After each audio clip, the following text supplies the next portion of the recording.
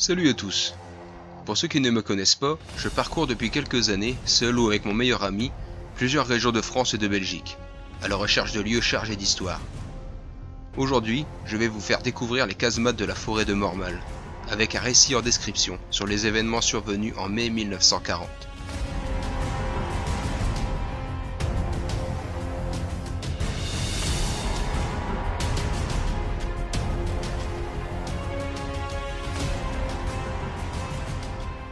Ces bunkers font partie de la ligne Maginot, muraille qui avait pour devise « On ne passe pas ».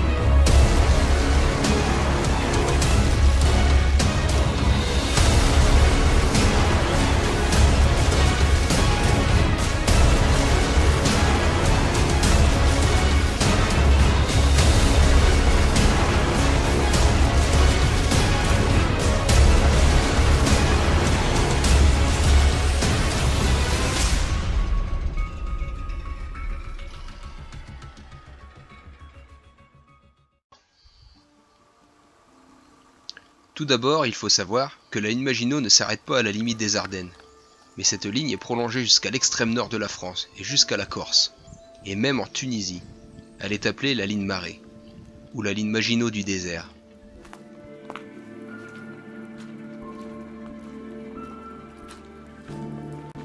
Et malgré les on-dit, la ligne a bel et bien rempli son rôle, qui était de retarder au maximum l'ennemi jusqu'à la mobilisation des troupes.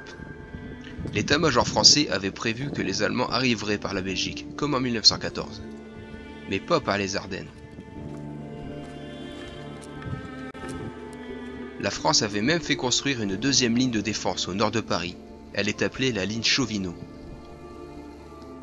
La percée des Ardennes fut de trop, et a déstabilisé les troupes, mais surtout l'état-major.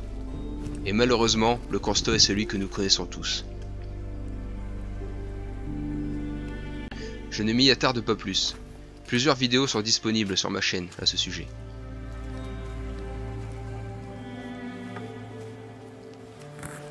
Revenons à la forêt de Mormal et à l'Avesnois, qui a essuyé de violents combats pendant la percée de la ceinture fortifiée de Maubeuge et de Solre-Château. Cet ensemble de combats s'appelleront la bataille de la Sambre, qui prendra fin le 23 mai 1940 après la prise de Maubeuge.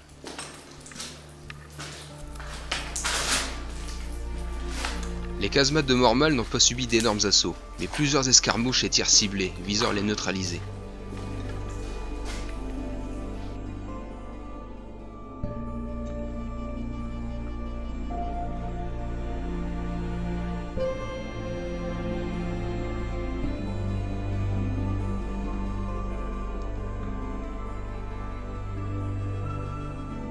Les troupes allemandes sont arrivées par Berlaymont et Landrecy, repoussant les troupes sur Jolimay.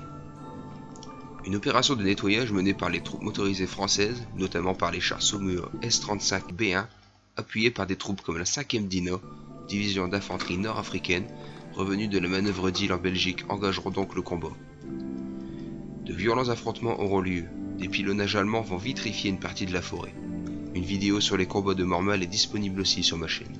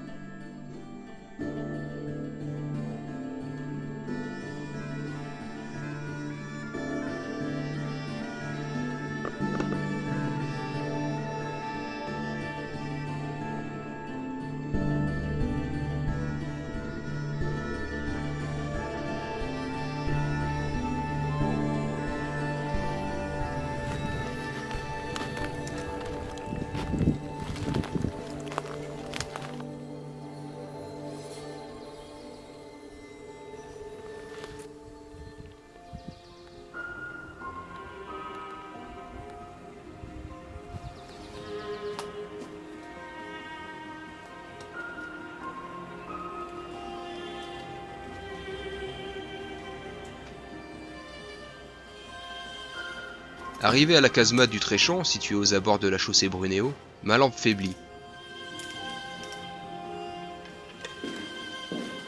Je décide donc de revenir de nuit pour une exploration nocturne.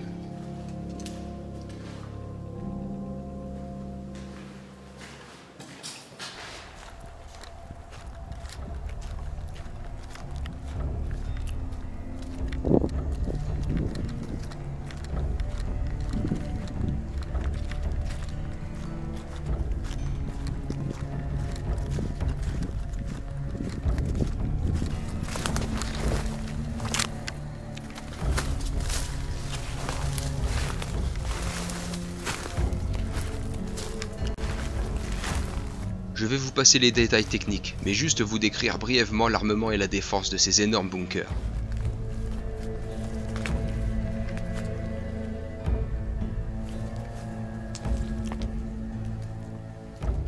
Ces créneaux étaient équipés de mitrailleuses et de canons anti-chars.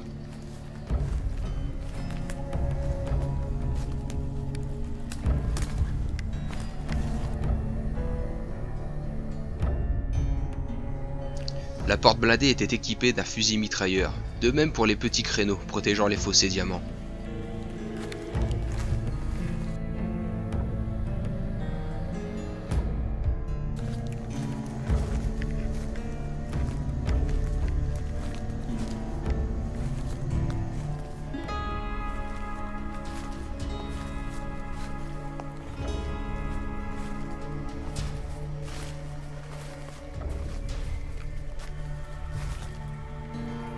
Ces blocos de la ligne Maginot ont été construits en étudiant les erreurs de 1914, le fossé diamant servant à recueillir toutes les douilles et gravats, pour ne pas obstruer les créneaux.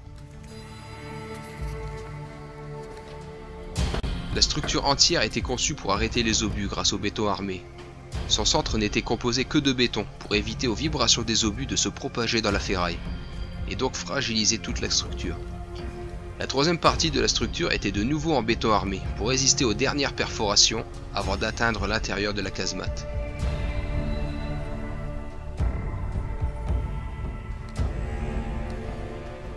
À gauche, la mitrailleuse jumelée Rebelle. À droite, l'emplacement de la goulotte lance-grenade pour le fossé diamant.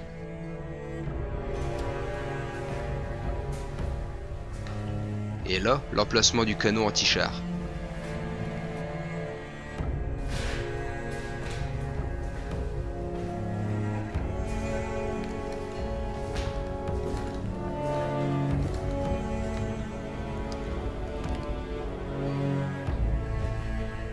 Les murs les plus exposés au tir ainsi que tous les plafonds sont composés de plaques d'acier pour éviter que des éclats de béton projetés à très grande vitesse ne tuent des hommes.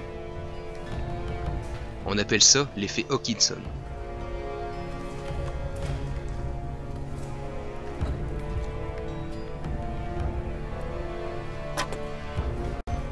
Je mets donc à disposition un récit dont j'ai eu l'autorisation de vous partager.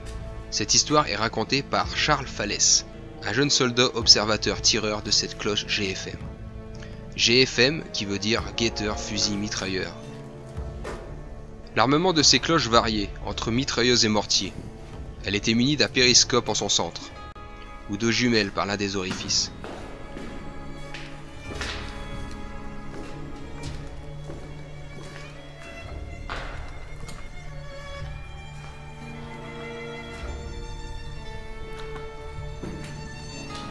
Un obus de rupture, probablement du Pack 38, a traversé la seconde porte blindée et a explosé contre le mur, blessant le chef et le lieutenant.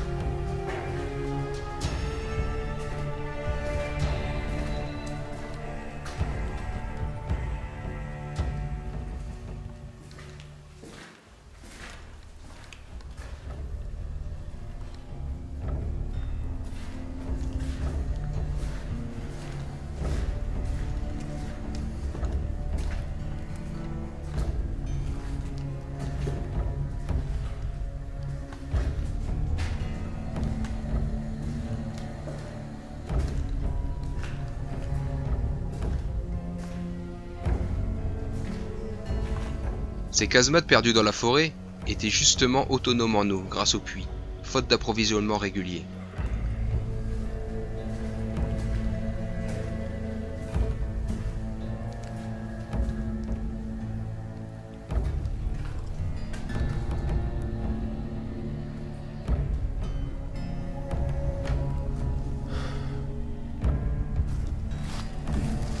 Cette cloche a subi un tir de mitrailleuse de MG34, mais tout cela est décrit dans le récit.